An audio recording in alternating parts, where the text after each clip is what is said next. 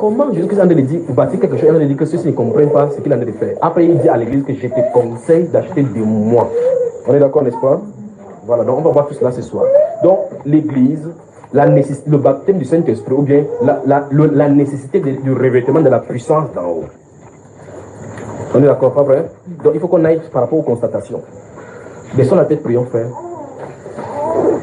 Seigneur, alors que cette chose sombre est en train d'arriver sur le peuple, tu es sur le point, Père de gloire, de manifester ta puissance comme tu l'as promis par tes saints prophètes et l'écrit des apôtres.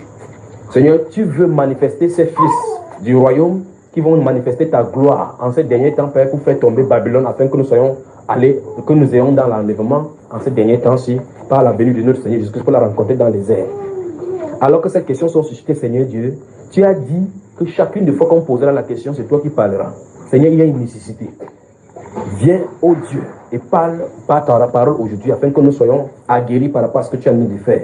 Dirige-nous dans ta parole maintenant et conduis-nous, Seigneur, dans cette voie de la soif et de la demande au nom puissant du Seigneur Jésus-Christ. Amen. Ok.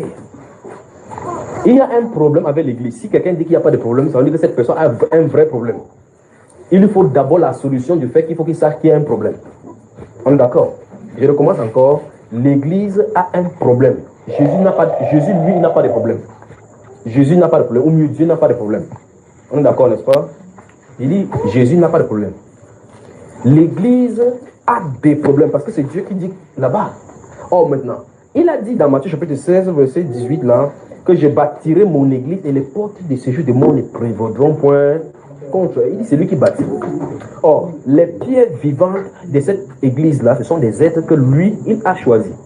Et quand il choisit, comme tu l'as dit dans 1 Corinthiens chapitre 12, le verset 18, il dit que, et il a choisi, il a placé chacun des membres dans le corps comme il a voulu. Donc c'est lui qui choisit un corps. C'est lui qui place la personne dans ses membres. Et en plus de ça, la Bible dit dans 1 Corinthiens chapitre 12, que le Saint-Esprit distribue les dons comme il le veut. À chacun. Donc Dieu te place à un endroit comme sentinelle. Il lui te communique les dons du Saint-Esprit comme il veut. Mais la Bible demande qu'on soupire. Et on réclame les dons spirituels. Donc dis à ton voisin, tu fais partie du corps. Tu as un rôle à jouer. Voilà. Donc je vais aller sur quelque chose pour que vous voyez. Observez, suivez méthodiquement ceci. Le frère a pris Matthieu chapitre 7, verset 7. Il dit demandez et on vous donnera. Il dit à qui? À ses enfants. Ok. Sa parole dit parallèlement que la parole n'est même pas encore sur nos lèvres, qu'il la connaît déjà entièrement, ô Éternel. La parole dit ça. Avant que je ne sois ici, regardez bien. Avant que la chose qu'il va dire, il veut dire par la suite. Dieu savait qu'il veut dire ça. Il dit que ce qu'il veut vous dire là maintenant, vous ne savez même pas ce qu'il veut dire. Regardez bien. Est-ce que vous savez ce qu'il veut dire? Je vous aime. Ces mots, je vous aime, qu'il vous a voulu dire là. Dieu savait, avant qu'il dise que la terre soit, qu'il dirait ça à cet instant. Vous savez ça, c'est pas? Je recommence encore ça, regardez encore ça. Qu'est-ce qu'il veut dire? Regardez bien. Soyez calme. Le mot que quand il vient de dire, avant qu'il ne dise, je sens qu'il veut dire quelque chose. Vous ne savez pas ce que je vais dire. Après, ça sort quoi? Soyez calme. Quand ça sort, soyez calme. Avant que soyez calme ne sorte de ma bouche. Avant que Dieu ne dise que la lumière soit. Il savait qu'aujourd'hui, il serait là et ce mot sortirait. Pas vrai? Dans ce cas, pourquoi il me demande? Il prend cet exemple pour vous dire, avant qu'il ne demande n'importe quoi à Dieu, il savait depuis l'éternité que je demanderais ça à cet instant-là. Dans ce cas, pourquoi il me demande donc que je demande? Là est le problème. Alors ça touche donc la première partie de l'enseignement que nous avons vu premièrement que quand Dieu a créé sa chose, la terre et tout ce qu'il veut, il n'était pas obligé de créer l'homme, mais il lui a plu de créer l'homme. On est d'accord?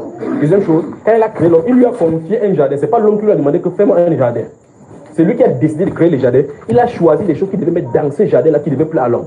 Donc il a mis à l'homme les choses qui ont besoin de quelque chose ici dans ce jardin. Il a mis en même temps ses désirs et ce qui lui plaît. Ça ne la volonté de cet homme. Comment frère? Absolument. Donc quand l'homme voit le jardin, il dit waouh, quelle belle fleur d'hibiscus. Et la fleur ne vient pas d'être belle. Il constate que c'est belle parce que Dieu a mis en lui que ceci est beau. Quelqu'un dit Dieu faisant toutes choses. Il a créé l'homme sans lui demander s'il le crée. Il a mis le jardin, l'homme dans ce jardin sans lui demander. L'homme a constaté que c'était bon parce que c'est bon à Dieu et Dieu a mis ce qui est bon dans notre cœur. C'est notre vie. De la même façon, c'est que si vous êtes de son enfant, de ses fils-là, ce que vous allez lui demander selon sa volonté est planté en vous depuis l'éternité. C'est terrible. Alors, il ne s'agit pas juste de dire, oh Seigneur, je constate quelque chose. C'est pour ça que les fils ne demandent pas selon les convoitises. Je dis les fils ne demandent pas quelque chose à Dieu selon la convoitise. Non, c'est selon le désir ardent. Et les désirs ardents sont des soupirs du Saint-Esprit qui intercèdent en faveur de ça. Les désirs ardents, souvenez-vous bien de ce que je ne confondez pas avec, je vois un frère faire quelque chose, je dis, wow, il faut qu'il fasse aussi de même. À l'instant où tu as vu quelqu'un faire avant que tu veux faire, ça c'est la convoitise. C'est pas bon. La Bible déclare dans le livre des Proverbes que le cœur de l'homme est un puits profond. L'homme sage sait il puise quoi là-dedans? Qu'est-ce que l'homme sage puise dans son cœur? Ça veut dire que ce que Dieu veut pour l'homme est planté, par exemple, Ecclésiaste chapitre 3, verset 11 dit, Dieu a mis dans le cœur de l'homme quoi? Donc l'être humain ne marche pas comme ça. Il dit qu'il faut que je pense dans l'éternité. Il dit qu'il a mis, c'est Dieu qui a mis dans sa pensée. Donc il va tourner n'importe comment. Quand il va voir quelqu'un, un de ses voisins avec qui il marchait meurt, quand il va s'asseoir tranquille, ça va venir que si tu meurs là, tu vas aller. Donc le questionnement a mis dans son esprit, qu'il le veuille ou pas. Beaucoup d'hommes cherchent comment à s'en sortir, boivent de l'alcool. D'autres disent que non, je refuse de croire qu'il y a le néant, que le néant. D'autres partent faire certaines choses pour dire que je suis immortel. Ils essaient de se convaincre qu'il ne peut pas mourir. À la fin, qu'est-ce qu'ils font? Or, c'est la Bible qui nous dit que Dieu a mis dans leur cœur la pensée de l'éternité. Donc quand ils pensent de l'éternité, ce n'est pas eux qui ont fait. C'est Dieu qui a mis ça, que tu montes, tu descends. Quand quelqu'un a des soucis, on dit qu'il boit la bière, il fait quoi? Il noie son... Quand l'effet d'accord finit, le souci pas, les soucis sont encore là, il monte, il descend, c'est à l'intérieur de son cœur. Or, frère, la même chose que ces choses-là se présentent à nous, les fils sont comme ça. La Bible déclare donc, par exemple, dans 1 Corinthiens, vous pouvez commencer à noter, ça va commencer à sortir là maintenant. Dans le livre des 2 Corinthiens, au chapitre 4 et chapitre 5, la Bible déclare que nous savons que si cette tente dans laquelle nous habitons est détruite, nous avons une autre qui nous attend, pas vrai? Il dit aussi, nous savons que si nous demeurons dans cette tente terrestre, si cette tente, cette habitation terrestre, nous demeurons loin du Seigneur. Il dit, nous soupirons, écoutez bien le mot, nous soupirons, désirant revêtir notre corps, notre domicile céleste. Vous voyez là, ça ne laisse pas? Donc, automatiquement, qui dit à cet homme-ci qu'il y a un domicile céleste? Qui lui dit qu'il y a un domicile céleste? Ou c'est qui dit qu'il va être là-bas? Le Saint-Esprit vient de lui révéler. 1 Corinthiens chapitre 2, nous allons commencer là-bas. Merci Père. 1 Corinthiens chapitre 2. S'il vous plaît, vous qui venez d'entrer, veillez que si vous avez un portable qui ne s'allume pas et que quelqu'un ne distrait pas cet enseignement. Souvenez-vous du thème, la nécessité de quoi? Du revêtement du Saint-Esprit. Donc, je vais d'abord mettre quelque chose là. Il faut qu'il mette d'abord les jalons. Il y a quel livre, frère? Merci. 1 Corinthiens chapitre 2. 1 Corinthiens chapitre 2. Permettez-moi de prêcher là.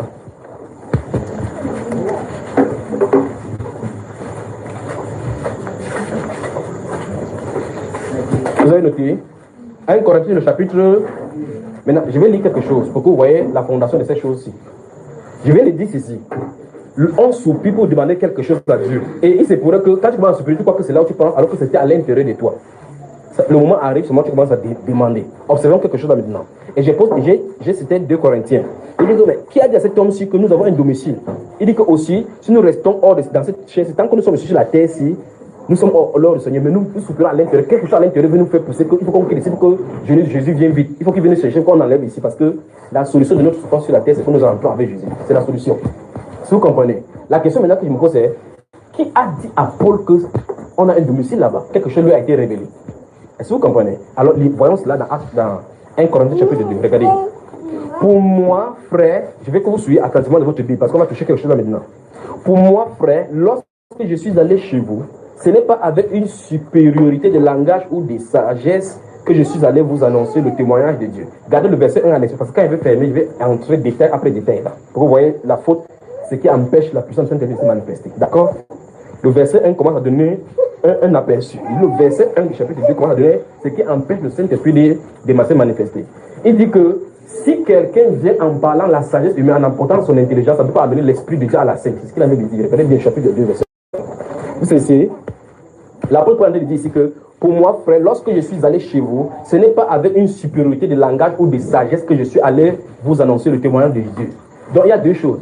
Il n'est pas venu avec la connaissance humaine. Il est venu pour, et le but c'était annoncer le témoignage de Dieu. Donc c'est le témoignage de Dieu qui amène le Saint-Esprit sur la scène, pas la sagesse de l'homme. Regardez le verset 1. Souvenez-vous ce qu'on appelle parler, la nécessité de la puissance du Saint-Esprit.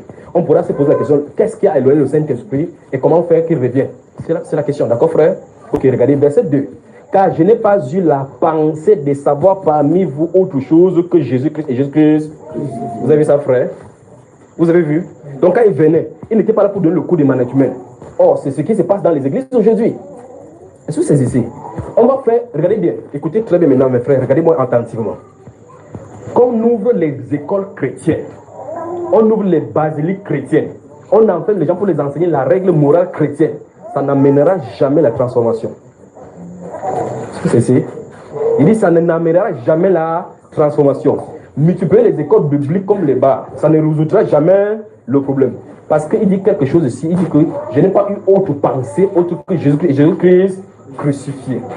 Donc celui qu'il faut prêcher. Or, on va faire une école, on va enseigner la sociologie, on va enseigner la philosophie. Ça vient de Dieu ça? Alors, on est en train d'abrutir les gens. Dis à ton voisin, on t'a abruti. Il faut qu'on chauffe ta pensée là pour que ça se décoagule. Oui, par la puissance du Saint-Esprit. Voilà. Donc, c'est ces choses-là qui ont abruti les gens. Vous allez voir comment on va prendre les Écritures, tordre. Quelqu'un va parler de la Bible, citer Karl Marx. Parler de la Bible, citer Aristote. Qu'est-ce que des païens ont à voir avec les choses du crucifié? Vous me saisissez, n'est-ce pas? Regardez l'apôtre Paul. Et pourquoi est-ce que j'ai... Merci Père. Pourquoi est-ce que j'ai pris ce passage? Parce que c'est justement dans cette église que qu'on a eu la révélation des différents dons spirituels, dans cette église de Corinthe.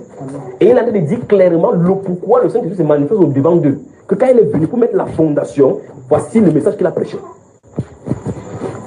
Alors, l'apôtre Paul n'a pas allé fonder l'école biblique. Notez Actes chapitre 18. Notez ça. Actes chapitre 18 aussi. Notez. Parce qu'on va y revenir maintenant si le Seigneur le permet. L'apôtre Paul n'est pas allé à l'église à Corinthe fonder une école biblique. Il n'a pas fondé d'école là-bas. Vous savez, il n'a pas donné des cours spéciaux au pasteur. Il a dit quand je suis venu chez vous. Et c'est dans ce 1 Corinthiens qu'on parle des dons spirituels. Donc voici les enseignements que l'apôtre Paul a prêché qui a amené les dons spirituels sur la scène. Vous savez, alors maintenant, voici l'église qui se développe. Souvenez-vous, c'est l'église de Jésus-Christ. Ça se développe, plus ça perd la puissance. Qu'est-ce qui ne va pas? Quelque chose a été introduit qui n'était pas à l'original. Vous savez, frère, tant qu'on n'examine pas ces choses-là et qu'on met ça de côté, regardez bien, s'il y a une époque où normalement, si les choses étaient dans les normes, l'époque où la puissance du Saint-Esprit devait se manifester de façon incommensurable, c'est notre époque. C'est-à-dire que la Bible est dans les portables, la Bible est en audio, la Bible sur les pancartes, vous voyez, j'ai choisi Jésus-Christ et toi, qu'est-ce que tu as fait? Donc, le message est prêché partout, les télévisions, la radio, c'est tout. Curieusement, c'est pas, plus on diffuse comme ça, plus le Saint-Esprit ne se manifeste pas. Donc, il y a un problème. Vous et moi, nous avons allé ce soir toucher problème après problème, ce qu'il y a. Mais l'apôtre Paul, lui, il commence à donner des solutions ici. Il a dit que quand je suis venu chez vous, ce n'est pas par sagesse. Je suis venu pour donner le témoignage de Dieu. Et remarquez très bien, je vous dis, pour qu'on avance, que le témoignage de Dieu a amené les dons spirituels. C'est à l'église de Corinthe qu'il y a les dons spirituels. Ici, les dons spirituels là-bas. On est d'accord? C'est dans 1 Corinthiens 12 qui va parler des hommes que Dieu a mis chacun membre dans le corps. Le problème maintenant, c'est que les Corinthiens avaient les dons spirituels, il y avait des désordres. Ils écrivaient pour mettre des choses en ordre. Donc normalement, nous aussi, nous avons les désordres, la richesse, l'aveuglement, la nudité. Donc c'est grave seulement, c'est un don spirituel. Dis à ton voisin, il nous faut un réveil. Vous savez, ses frères, c'est n'est-ce pas? Ok, maintenant, avançons. Donc, j'ai dit encore, le Saint-Esprit nous montre ici, au travers de l'écrit de l'apôtre Paul, que la sagesse humaine prêchée sur la scène est un problème déjà. La sagesse sur la scène, la connaissance. À l'instant où tu vas quelque part, en tant que chrétien, on te dit que comment former un bon leader, c'est déjà un problème avec Dieu. On ne forme pas les leaders chez Dieu. Dieu s'est choisi un corps. Il choisit un peuple, il désigne qui doit désigner, il donne ce qu'il a donné, il envoie là où il va envoyer. Vous savez, n'est-ce pas? Il dit, le simple fait de réunir quelqu'un quelque part, les gens ne sont pas les former pour qu'ils soient de bons leaders est un problème. Parce qu'on va les former en série. Puis encore dans les écoles bibliques, je crois qu'il y a un pasteur qui a témoigné ça la dernière fois, que tes premières années, il y a des gens qui sont des classes, parce qu'il y a des chefs de classe là-bas. Il y a des chefs de classe, ça veut dire que ce chef de classe, il met son nom. Peut-être vous allez donner les sacrifices là-bas, des noms, des bavards. Vous savez, frère, souvenez-vous encore une fois de plus, Jésus a dit, je bâtirai mon église. Donc, c'est lui qui bâtit. Donc, s'il y a une chose à faire, c'est à lui qu'on doit consulter pour savoir ce qu'il en est. C'est lui. La Bible est claire. dans le livre de Colossiens, chapitre 1, verset 18, il dit qu'il est la tête du corps de l'église. C'est lui le chef. Donc il n'y a pas quelqu'un qui doit s'asseoir là-bas. Il est le chef. Tous sont les membres, sans exception. Tout le monde est membre. Tout le monde est membre. Sauf seul Christ est élevé. Observez, ma frère, quand vous regardez, observez tous les membres du corps tels que je suis devant vous et vous-même. Observez, la tête est au-dessus de tous les membres. Amen. La tête, regardez mon corps humain. Ma tête est au-dessus de tout, tout le reste est en bas. Vous avez remarqué? Ainsi, Christ est en haut, tout le reste est en bas. Alors, à partir d'ici, montre-moi qui est plus élégant que qui. Montre-moi. Qui est plus considéré que qui? Il dit, je suis ma membre, mais voici, d'ici jusqu'en bas. Voici ma tête qui est en haut. Ça montre que ma tête domine tout mon corps. On est d'accord? Alors, en dehors de ma tête, montre-moi qui est plus important ici en bas. Citez-moi un. Qui est plus important? C'est la tête. Il dit, à partir d'ici en bas, jusqu'à ici. Qui est plus important? Tout le monde. Alors, d'où vient-il donc on commence à s'ériger archibishop, général overseer. D'où vient-il? D'où est-ce que ça vient? Juste parce que les chrétiens, vous voyez, quelqu'un dit que, oh, quand on prêche ici, vous ne comprenez pas. Vous, les chrétiens ici, vous ne comprenez pas. Chez nous, quand on prêche, on vient essuyer le pied du pasteur. Parce que quand il parle, il faut que les chrétiens passent, ils portent leur Bible. D'autres façon, on les met les gardes du corps. Et les simples chrétiens vont s'agenouiller devant eux. Et ils s'appellent serviteurs de Dieu. Or, le serviteur de Dieu que Jésus a dit que si vous êtes des grands serviteurs, pour vous savez, il faut plutôt servir. Donc, c'est plutôt assez général overseer de venir essuyer votre pied. Ouais, les problèmes, n'est-ce pas? On a dû les soulever. Ce sont les choses qui ont caché la manifestation du Saint-Esprit. Pas que le Saint-Esprit n'agit pas, il agit toujours dans le silence. Donc, malgré tous ces brouhahas-là, le Saint-Esprit est à l'œuvre. C'est, n'est-ce pas? Mais il dit seulement pour que vous voyez là le mal, parce que la grande majorité des choses qui se passent, c'est plutôt le faux qui se trouve. Mais maintenant, il faut être un seulement d'aller dans la parole, voir que l'église de la parole est différente de la parole qu'on fait aujourd'hui par rapport à cette église-là. On y va? Ok, donc je vous donne Acte chapitre 18. D'accord? Ok, observez. Dans la 5 Corinthiens 2, l'apôtre Paul commence à nous donner donc les... Dans 5 Corinthiens chapitre 2, l'apôtre Paul nous donne déjà les flashs et des photos des problèmes qu'il peut y avoir pour empêcher la puissance de Saint-Esprit de se manifester. D'accord? Ok, maintenant, verset 3, il dit, regardez bien, regardez encore le verset 2. Car je n'ai pas eu la pensée de savoir parmi vous autre chose que Jésus-Christ et Jésus-Christ crucifié. Observez encore la personne qui vient de parler. Il dit, frère, je ne sais pas si on peut me permettre de prêcher. C'est qu'il faut qu'on aille dans les profondeurs de ces choses-ci. La personne qui vient de parler, c'est quelqu'un qui a plusieurs nationalités, qui parle plusieurs langues, qui est assez fréquenté. Et il dit clairement que quand il est venu au milieu de vous, je n'ai utilisé aucune de ces choses qu'il a apprises dans le monde pour vous parler. C'est ce qu'il a dit. Est-ce que vous comprenez? Ok. Il dit que la seule chose il savait, c'est au milieu de eux, c'est Jésus-Christ crucifié. Un point, un trait. Et souvenez-vous de ce que ça a dit. Cette prédication a amené le don spirituel sur la scène. Je ne sais pas si vous comprenez ce que j'en ai parler dans le futur. Il dit cette prédication que l'apôtre Paul a parlé, il s'intéressait seulement sur Jésus. Ça a finalement amené le Saint-Esprit. Ça a finalement amené le Saint-Esprit. Parce que si Christ est glorifié, le Saint-Esprit va sceller. C'est ça, frère? Ok, maintenant, avançons au verset 3. Moi-même, j'étais auprès de vous dans un état de faiblesse, de crainte et de grand tremblement. Écoutez bien. Et ma parole et ma prédication ne reposaient pas sur les discours persuasifs de la sagesse, mais sur une démonstration d'esprit et de puissance. Frère souligné. C'est terrible.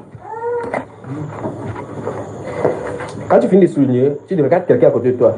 Dis que l'heure du blablabla est terminée. L'heure de je vois quelqu'un ici qui va avoir un jet privé est terminée. Le crucifié doit être présenté à la scène. Et il doit montrer qu'il est le même hier, aujourd'hui, pour toujours. Vous savez, il dit que moi-même j'étais au milieu de vous dans la faiblesse. Parce que si quelqu'un vient, il est fort, Christ ne peut pas se manifester. C'est que c'est l'homme qui va se présenter. Alors vous voyez quelqu'un prendre le micro et dit, quand j'étais en Afrique du Sud, je me souviens quand ça entendait le Boeing 737, quand ça fait brrr, j'ai dit, oh, vous ne savez pas qui est dans l'avion. Vous vous souvenez? Alors frère, qui est en train de parler et qui est-ce qu'on est en train de présenter? On a de présenter qui? L'homme. On a de présenter l'homme. On a de présenter l'homme. On a de présenter, merci Père, regardez la scène, voilà. Regardez le verset-ci. Allons au chapitre 2 Corinthiens maintenant. Nous sommes au 1er Corinthiens. Allons dans 2 Corinthiens au chapitre 4. Observons quelque chose. On va de revenir ici. Notez seulement, d'accord, mes bien-aimés. 2 Corinthiens chapitre 4. Avant de revenir ici, c'est Paul qui te dit qu'il nous malaxe comme ça. Ok, regardez, vous êtes dans 2 Corinthiens chapitre 4. J'ai dit quelque chose que les gens parlent dans l'avion, ils commencent à parler de l'avion. Subitement, le Seigneur a dit, ah, donnez le verset. Allons-y seulement, verset 5. On va seulement lire ça et rentrer dans notre texte de base. Nous ne nous prêchons pas nous-mêmes. Vous avez entendu? Vous avez entendu ce que l'apôtre Paul a dit? Il dit, nous ne nous prêchons pas nous-mêmes. C'est Jésus-Christ le Seigneur que nous prêchons et nous nous disons vos serviteurs à cause de Jésus. C'est frère. Il dit, nous disons, nous les apôtres, nous disons que nous sommes vos serviteurs. Donc nous sommes là pour vous servir, pas que vous nous servez. Ah, c'est terrible, frère. C'est terrible comme modèle du berger du Seigneur. Il dit, nous ne prêchons pas nous-mêmes. Nous ne prêchons pas nous-mêmes. C'est Jésus-Christ, le Seigneur, que nous... Quelqu'un se tient aujourd'hui. Il dit que, quand on quittait d'Alabama à Atlanta, tu restes là. Ils sont allés comme ça à l'ambassade. Ils ont dit qu'ils ne donnent pas le visa. Ils ont dit que tu ne sais pas quel Dieu je sais. C'est tourné comme ça là. Elle était dans l'aveuglement. Elle a dit viens prendre ton visa. On dit wow, mon pasteur, tu parles. Il dit alors, ces choses-ci, comme on a dit, amènent l'orientation des cœurs des hommes vers le terrestre. La prédication du crucifié, présenter Jésus-Christ vers la scène, amène l'amour de Christ sur le cœur de ces gens. Les gens ont la soif de connaître davantage la personne qui a été crucifiée, mort pour leurs péchés, alors qu'ils étaient des pécheurs. Et dans ces cas, attachent leur cœur vers les choses terrestres où Christ est assis à la droite de Dieu. Vous êtes vraiment éveillés. Quelques-uns seulement. La prédication du crucifié. Présenter le crucifié à la scène amène l'amour dans le cœur de ces gens-là qui écoutent. Et ça pousse ces gens-là à comprendre que la personne qui est morte pour eux alors qu'ils étaient dans le péché, sans espérance, sans espoir d'en sortir. Et amène dans leur cœur à rechercher davantage cette personne-là. Et par conséquent, le don spirituel où Jésus-Christ est assis à la droite des dieux dans les lieux célestes. Autrement dit, si je vous prêche des choses terrestres, vous allez désirer les choses terrestres. Amen. Par conséquent, si on te prêche des choses terrestres, tu vas désirer les choses terrestres. C'est pour cela que l'Église, entre guillemets maintenant, est remplie de prédications de la vanité. Ça va tourner autour du mariage, du travail, du succès, de la prospérité. On ne dit pas que tu peux souffrir en Christ. Jamais. Ça, Christ a achevé ça à la croix. On ne dit jamais que Christ a tout pris, toutes les richesses à la croix. Jamais. On ne dit pas que Christ a tout pris, toutes les richesses à la... Il a tout accompli à la croix, sauf prendre les richesses. Absolument. Donc pour les souffrances, il a pris. Mais pas les richesses. Or, souvenez-vous de ceci. Vous ne pouvez pas être regardant dans deux directions qui sont contraires. Les chrétiens sont appelés à regarder en haut et non sur la terre. Frère, essayez avec moi. Fixez votre regard sur le plafond. Ce n'est pas possible que vous fixiez votre regard là-bas et vous regardez encore en bas. À l'instant, vous enlevez vos regards de l'un pour le mettre dans l'autre. Vous avez abandonné l'autre. La Bible donc exhorte donc les chrétiens, les croyants, dans Colossiens chapitre 3, le verset 1 à 2, il dit affectionnez-vous aux choses d'en haut et non à celles qui sont sur la terre. Nous sommes en train de voir la nécessité de la manifestation de l'esprit. C'est-à-dire qu'on regarde là où les problèmes ont été et puis on corrige la chose pour que les choses se passent normalement. D'accord, frère? Donc l'apôtre Paul dit dans ces 2 Corinthiens chapitre 4, verset 5 que nous ne prêchons pas nous-mêmes. Donc ça veut dire que prêcher soi-même, tu ne peux pas prêcher en même temps que toi, en même temps que Jésus. Parce que ce n'est pas nous qui faisons l'affaire, c'est Jésus qui doit faire la chose. Nous sommes, parce que c'est son église. D'accord? Donc maintenant, rentrons dans notre 1 Corinthiens chapitre 2. Il dit, et moi-même j'étais au milieu de vous dans un état de faiblesse et de grand tremblement. Et ma parole et ma prédication ne reposaient pas sur des discours qu'enseigne la sagesse, mais sur une démonstration d'esprit et de puissance. Il dit le but pour lequel, écoutez très bien ce qu'il dit par la suite là-bas, il dit le but pour lequel la prédication est de cet état-là, pour que ces choses-ci se passent, il faut que le prédicateur soit faible. Première chose. Deuxième chose, il faut que son intelligence ne fasse pas obstruction. Troisième chose, il faut que ce ne soit pas lui qui l'a en train de prêcher. Quatrième chose, il faut que ce soit la puissance du Saint-Esprit qui soit derrière le message. Cinquième chose, il dit qu'afin que votre foi, regardons le verset suivant, regardez le verset suivant, regardez le verset, afin que votre foi fût fondée non sur la sagesse des hommes, mais sur la puissance de Dieu. L'Église a chuté.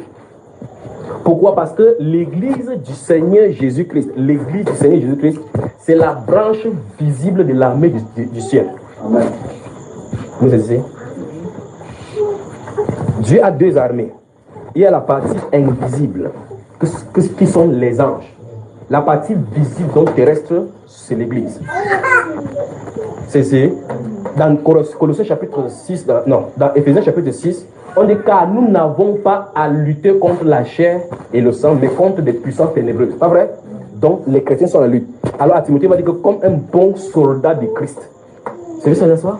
Donc ça veut dire que les chrétiens sont des soldats et ne pas n'importe quel soldat. Dans cette guerre-ci, les erreurs ne sont pas permises. Est-ce que vous comprenez? Dieu, donc, lorsqu'il était sur la terre, il a dit que j'ai bâti mon église et les portes de ce monde ne prévaudront pas contre elle. Donc, le but pour lequel il bâtit l'église, c'est pour aller en confrontation avec la main adverse. D'accord? Donc, alors ici, c'est puissance contre puissance. Donc, il n'y a pas place dans l'église sans le Saint-Esprit, sans le revêtement de la puissance. Parce que quoi? Si tu pars sur le terrain de la philosophie, ne convainc pas le mot, Satan est rusé. Il dit donc que le but pour lequel je suis venu vers vous, c'est que la volonté de Dieu, c'est que, je suis en train de paraphraser maintenant pour que vous saisissiez le plein sens de ce qu'il a dit ici. Il dit le but pour lequel je suis venu vers vous, dans un état de faiblesse, c'est pour que vous ne regardez pas à moi, que vous sachiez que moi et vous, nous sommes de la même nature. Mais je présentais quelqu'un qui est assez puissant. Et je l'ai présenté, il s'est manifesté dans la puissance du Saint-Esprit, afin que vous voyez, souvenez-vous, c'est au grec qu'il a de parler. Avant qu'il ne prêche, vous donnez Actes chapitre 18.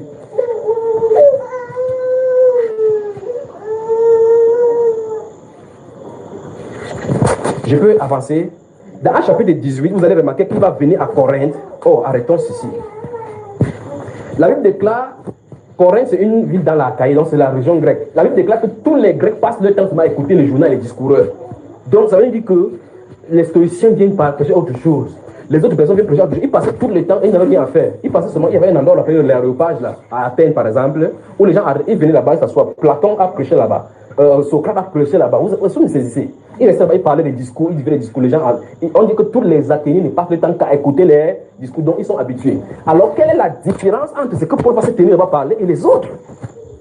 Quelqu'un dit la puissance. Vous comprenez, n'est-ce pas? C'est pour ça qu'il dit que l'heure de blablabla est passée. C'est l'heure de la manifestation de Jésus. Je dois venir là à la scène. C'est, n'est-ce pas? Alors, il dit que je ne suis pas venu à vous présenter une sagesse. Parce que s'il venait à vous, il présentait que est-ce que tu sais que l'intelligence humaine est formée comme la banane tordue? Pour que ça donne la réflexion. Vous allez réfléchir là-bas, ça ne vous donne pas la vie. Il est venu montrer que quelqu'un d'immortel est venu mourir pour les mortels afin qu'il les rende immortels. Et il a prouvé. Alors quand il a commencé à l'expliquer assez bref là, il a dit que ce Dieu-là, dans les temps avancés, vous savez, dans ce chapitre 17, il va avancer, jusqu'à il a parlé de la résurrection. On dit, ok, on ne fait pas ton discours, tu n'as pas de discours là, passe ta route avec. Ils sont partis. Mais il a présenté Jésus-Christ à la scène. Vous savez, n'est-ce pas, que Dieu a fixé un jour, il va juger les hommes par l'homme qu'il a ressuscité dans tout le monde. Quand ils ont entendu ressusciter, donc tout le discours s'était terminé là-bas. Or, ils disent clairement que je n'ai pas eu autre pensée autre que Jésus-Christ est crucifié. Donc, quand bien même que les gens ne voudraient pas entendre la résurrection, c'est la résurrection qui est la solution de l'humanité. Quand bien même certaines personnes n'acceptaient pas la résurrection, le fait que la pensée que l'homme doit ressusciter, il y a quelqu'un qui va le ressusciter pour le passer en jugement, même s'il n'accepte pas ça, il n'en demeure pas moins que c'est par la folie de la prédication qu'il a plu à Dieu de sauver les hommes. On dit que pour les hommes, c'est une folie, mais pour Dieu, c'est la puissance pour être sauvé. Vous entendez ça, n'est-ce pas? Donc l'homme est sauvé par la prédication de la folie de la croix. Comment l'homme ressuscite des morts? Comment on va ressusciter? Comment? Ces questions-là, Dieu a rabaissé ça au sens de la folie. C'est vrai. Est-ce que vous c'est juste ce que je dis? Alors l'apôtre Paul dit que je ne suis pas venu vous prêcher par la sagesse. Je ne suis pas venu donner les discours d'intelligence pour vous deviner les mots et les chromologies. Il dit que le but pour lequel il a fait ça, c'est pour que vous sachiez que, le Dieu qu'il sait est un Dieu puissant, il se manifeste dans la puissance. Et lorsque le Saint-Esprit est venu à la scène, il a donné le don spirituel, comme on voit dans 1 Corinthiens chapitre 12. Vous savez, frère? Qu'est-ce qui a amené le Saint-Esprit? Je recommence. Qu'est-ce qui a amené le Saint-Esprit à la scène? Il a dit que pour que vous ayez le don du Saint-Esprit, fréquentez assez davantage, apprenez beaucoup de choses de Dieu. C'est une erreur donc d'aller se former dans les écoles bibliques pour croire que quand tu vas se former, tu seras efficace à l'œuvre. Il dit que j'étais au milieu de vous, je n'étais pas là comme si je connaissais, j'étais dans l'état de faiblesse. Vous comprenez ce que j'ai envie de dire? Tandis que quand il regardait les gens érudits là-bas, les gens étaient tellement outillés avec les discours de philosophie, ils ne savaient pas comment faire. Et donc quand il était dans l'état de faiblesse, C'est ceci. Quand il était dans l'état de faiblesse, qui suis-je pour aller parler dans les grandes personnes, érudits comme ça, comme le Platon et autres? C'est alors là que la puissance de Dieu s'est élevée. Alors qu'est-ce que les gens font? Non, je connais les professeurs, les docteurs. Non, c'est comme ça que les gens raisonnent avec Dieu. Non, Seigneur, tu sais que pour que je puisse parler au docteur, il faut que j'ai le docteur. Comme ça, quand ils vont me voir que j'ai le docteur, ils vont savoir que j'ai fréquenté. Quand ils vont savoir que tu as fréquenté, c'est toi qu'on a l'habitude de prêcher. Alors quand quelqu'un va regarder que c'est quelqu'un qui n'a jamais été à la cible, il se tient là, il dit que repentez-vous avec assurance, il regarde les docteurs qui ont le cravate. Ils vont dire que mais on va voir l'assurance par laquelle il parle, il dit que non, c'est pas normal que quelqu'un de cette statut-ci parle aux gens sans avoir froid aux yeux. C'est ça qui va les amener la curiosité, le Saint-Esprit s'est présenté. D'accord? Donc l'éducation chrétienne est un problème. Il faut une repentance réelle à l'église et qu'on meurt à soi-même, que Christ soit glorifié dans les corps. L'éducation chrétienne. La formation chrétienne est un problème. C'est-à-dire que, si je me mets ici à vous dire que ne forniquez pas, ne buvez pas, Bouddha, Confucius disent les mêmes choses. Ce n'est pas? C'est la règle morale. Vous me saisissez? Ne commets pas adultère. La loi du Cameroun dit que si tu commets adultère, on t'arrête, tu es punissable.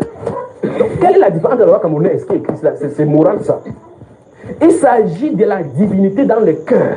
La puissance du royaume se manifestant sur la terre dans un corps putréfié de la sorcellerie, de l'adultère, de la superstition sur cette terre. C'est en ce sens-là qu'on doit être les sels. On n'est pas là les sels en bavardant. On est les sels en vivant la vie de sainteté au milieu d'une génération perverse et corrompue. Nous vivrons irréprensiblement dans la paix, dans la sanctification et dans la pureté.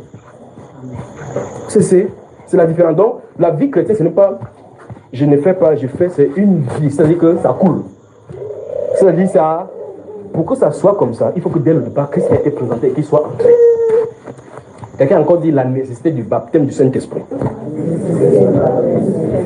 Ok, on avance là. Donc il dit donc, quand il a prêché ces choses-ci, c'est afin que notre foi, regardez bien le but de ça suppose donc encore ceci, frère, c'est pas moi qui en ai parlé. Je regarde seulement la parole là-bas et voir.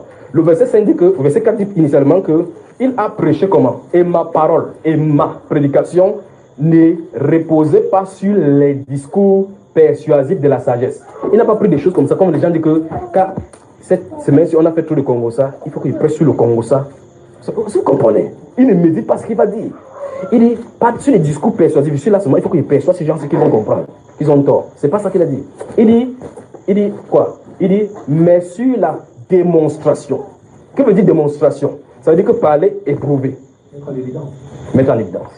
Il dit la démonstration d'esprit et de puissance. Après il dit, afin, le but que ça s'est passé, c'est que afin que votre foi fût fondée, bâtie, que le début, souvenez-vous ceci, que le début fût fondé non sur la sagesse des hommes, mais sur la puissance de Dieu. Donc l'église doit être une église de puissance. C'est ceci, n'est-ce pas? L'évangile lui-même est puissant. L'évangile lui-même est puissant. Parce que les cohortes de l'enfer ne peuvent rien contre la parole du Seigneur. Vous me suivez, bien aimé? Alors, ça veut dire quoi? Qu'est-ce qui arrive aujourd'hui? D'où vient-il que quelqu'un va porter cette Bible entre ses mains, venir vers vous, vous prêchez que non, nous croyons en Dieu et la Bible. Et ils disent que non, l'Esprit de Dieu ne se manifeste plus comme au temps des apôtres. Vous pensez que qu'est-ce qu'il a amené à ces conclusions? Sa foi a été basée sur la sagesse des hommes. Parce qu'on lui a inculqué cette sagesse, c'est que non, Dieu est bon, c'est-à-dire la morale. Est-ce que vous comprenez? Sa foi n'a pas été fondée sur la puissance de Dieu. Par conséquent, il a cru le mensonge. Or, la fondation de l'Église, c'est la puissance. L'Église est en guerre. Et cette guerre-là, ce n'est pas intelligence contre intelligence, c'est puissance contre puissance. Alors, si l'Église est sur la terre, et tant que l'Église sera sur la terre, Dieu va toujours remplir son Église de sa puissance, parce que tant que les cohortes de l'enfer sont là pour faire la tentative de heurter l'Église, Dieu est obligé de répondre de puissance à puissance. Si vous comprenez. Alors, là, le niveau d'apostasie dont nous parlons, dont notre Seigneur en a parlé, il n'y a pas de possibilité de résister en disant qu'il faut que j'observe ces choses. Observe. Parce que si je me mets ici à citer les apostasies, pendant que j'en ai parlé maintenant, c'est temps de créer d'autres apostasies dans quelque part qu'on ne connaît pas. On est d'accord? Alors, quelle est la solution? Ce n'est pas étudier ce que l'ennemi a de faire, c'est être avec le Créateur pour que lui te protège de ce que l'ennemi a de faire. D'où la nécessité de la revêtement de la... Encore, d'où la nécessité du revêtement de la... Voilà. Vous savez, n'est-ce pas? Ok. Donc, on va avancer doucement. Or, l'apôtre Paul dit donc que et sa parole et sa prédication ne reposaient pas. Donc, il ne prenait pas sur les discours persuasifs qu'enseigne la sagesse, mais sur une démonstration d'esprit et des puissances. Souvenez-vous de ceci. Le but qu'il a fait ça, c'était afin que notre foi fût fondée non sur la sagesse humaine, mais sur la puissance de Dieu. Question. Qu'avons-nous reçu au commencement de notre croyance? La sagesse humaine. Dis à ton voisin, la sagesse humaine n'amène pas le revêtement de la puissance. Si quelqu'un peut dire le contraire, alors tous les écoles bibliques, les pasteurs devaient sortir, devaient être remplis du Saint-Esprit. Par conséquent, on devait bouleverser tout le monde entier. C'est Paul et Silas qui entrent en Asie. On dit 2 hommes, 2, sans micro, sans publicité, sans campagne d'évangélisation, sans les affiches posées quelque part. On dit qu'il a bouleversé le monde. Je dis que je suis dépassé. Je vous le dis. À moins que vous ne soyez pas dépassé. Je dis, moi, je suis dépassé.